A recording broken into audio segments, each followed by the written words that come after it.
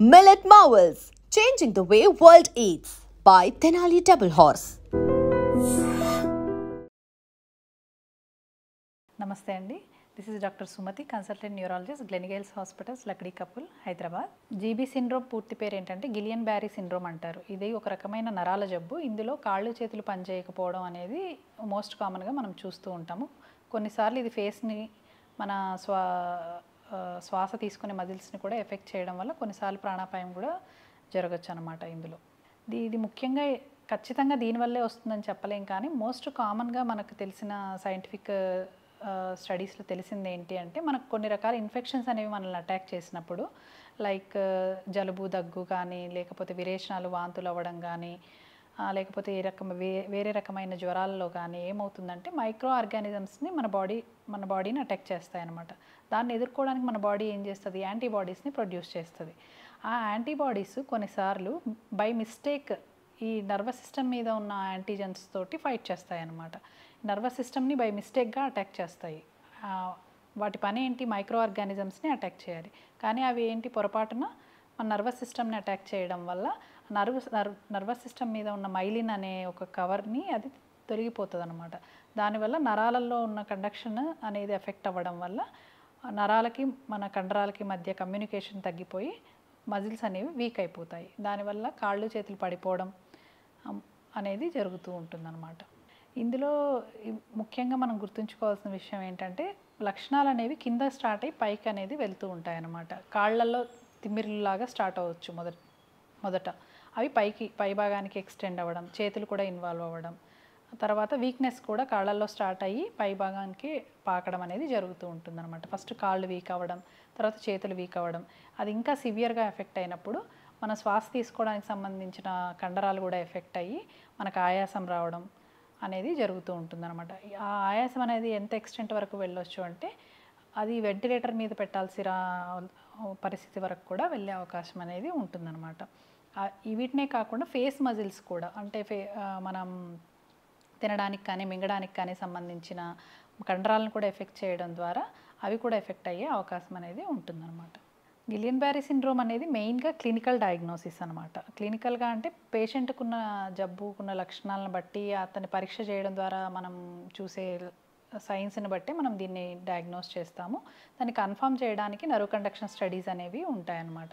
వేరే రకాల జబ్బు ఏమైనా ఉందా అని రూల్ అవుట్ చేయడానికి మనం కొన్నిసార్లు ఎంఆర్ఐ స్పైన్ అనేది కూడా చేయాల్సి వస్తుంది. మెయిన్గా ఇది డయాగ్నోసిస్ అనేది నర్వ్ కండక్షన్ స్టడీస్ అండ్ వెన్నులోంచి నీరు తీసి సిఎస్ఎఫ్ టెస్ట్ అని మనం చేస్తామన్నమాట. ఈ పరీక్షల ద్వారా దీన్ని మనం నిర్ధారించవచ్చు.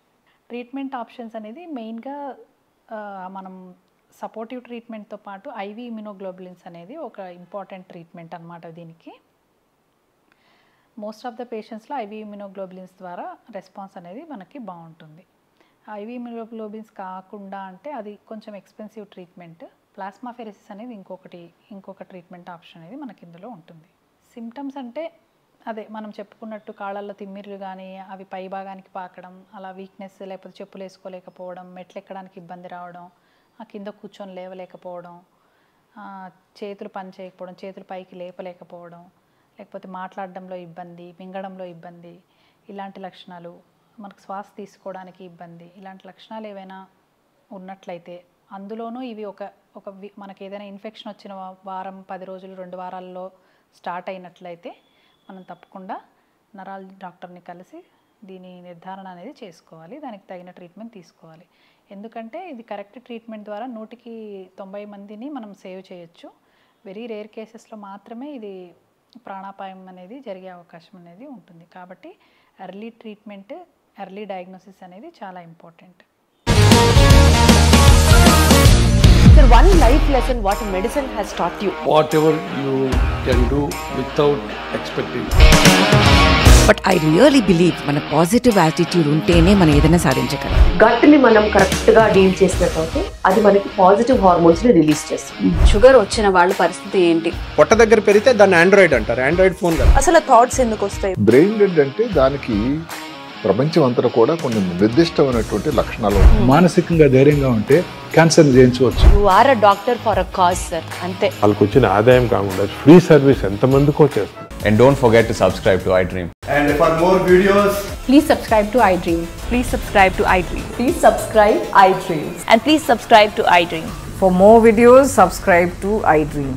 Please like, share and subscribe to the channel. Congratulations, iDream. Subscribe to iDream. Subscribe to iDream. So subscribe to iDream Media. iDream ki iDream team andarki huge congratulations. Please subscribe iDream Media. Please subscribe to iDream. Subscribe iDream. Please subscribe to iDream.